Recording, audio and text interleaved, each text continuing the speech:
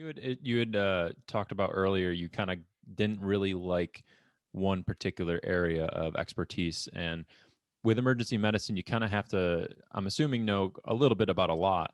And so, primarily with emergency medicine, what are you primarily focusing on? Is it mostly ortho? Is it cardio? Is it, neuro? Like, what are the primary things that pretty much like just discern whether or not, like, okay, I like ortho, I like cardio, maybe I should do emergency medicine. Sure. I mean, it's a kind of a grab bag. I like to joke that we're the most interesting 15 minutes of every other specialty. But we get, training on everything, right? Because anything can walk through the front door. If our bread and butter, biggest complaints in the emergency department, chest pain and abdominal pain. Those are our biggest, number one, number two complaints consistently. But yeah, we got to know a little bit about everything. Yeah, and I think when people think about emergency medicine, they're always thinking about like trauma or car accidents and stuff. But I've heard of people even like on the rehab side of things.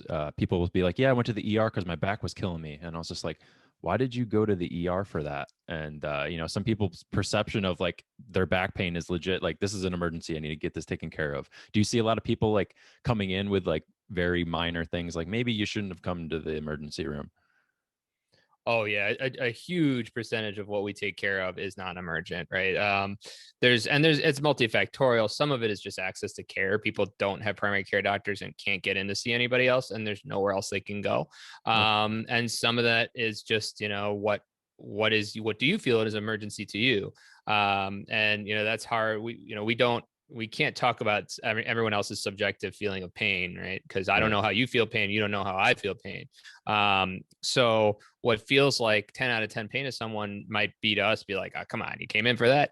But it really, that's what we're there for. We're there to take care of any and all comers. So certainly there's a lot of non-emergent things we take care of. Your toe pain for 6 months, maybe didn't need to come into the ER at 4 a.m, but nevertheless, that's what we're there for. Is there a moment when you have with a patient where you're saying, "Hey, maybe next time if you experience this again, talk to this person," or is it more of just like you got to get in, you got to get out, and get to see the next patient? It depends on what it is, right? I mean, I think for what it's worth, like a good example is high blood pressure, right? Everyone thinks that if their blood pressure is high, they're going to have a stroke like today. I don't know where this came from, right? And that's not how blood pressure works. So blood pressure does its damage over many years. But they see a number, or sometimes they call their doctor, and their doctor says, "Well, better go to the ER for your blood pressure." I am not a specialist at taking care of your chronic blood pressure. And that doesn't mean, I don't want to take care of you. It just means I am not the best person to take care of that. Your primary care doctor is a specialist at taking care of your chronic hypertension, dyslipidemia, whatever it is. I don't play with those drugs. I play with a lot more powerful drugs that when you need your blood pressure to come down in a hurry because because you are having a stroke, or because you have bleeding on the brain, or something terrible is going on, I know how to rapidly lower your blood pressure. But if your blood pressure has been 160 over 80 for the last week, your primary doctor is just frankly better at it. So those kinds of conversations I do tend to have. As far as like, it is a fine balance, because you don't want to be like, why are you here? Like that's not what we're there for. We're there to help people. Yeah. So sometimes a little education goes a long way. Sometimes it's reframing. Sometimes it's, what are your barriers to care? Well, I couldn't get an appointment for 6 months. Well, that's not helpful, right? So maybe we can give you some referrals to other physicians, other providers in the area. So yeah, long answer to a short question, but that's kind of No, I how that goes. agree. Yeah. Do you think that's like one of the biggest misconceptions about the emergency department is just like this, like, well, I can't do anything. I'm just going to go to the ER and see what happens? Or is it, you know, I think in an ideal world, we'd like to think that emergency medicine would be like for emergencies only, but it doesn't seem that way. Is that kind of the biggest thing you see misconception wise, that people are like, they just don't even know what the ER is. And they're just like, I just need to go because this is the only way I can access healthcare.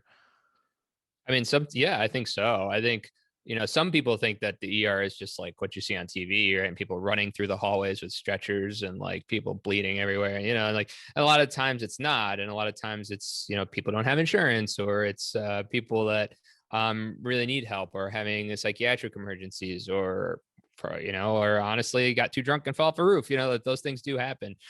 So I think we're there to help people. Like sometimes people joke that we've become the everything room and not the emergency room because sometimes there's just nowhere else to turn.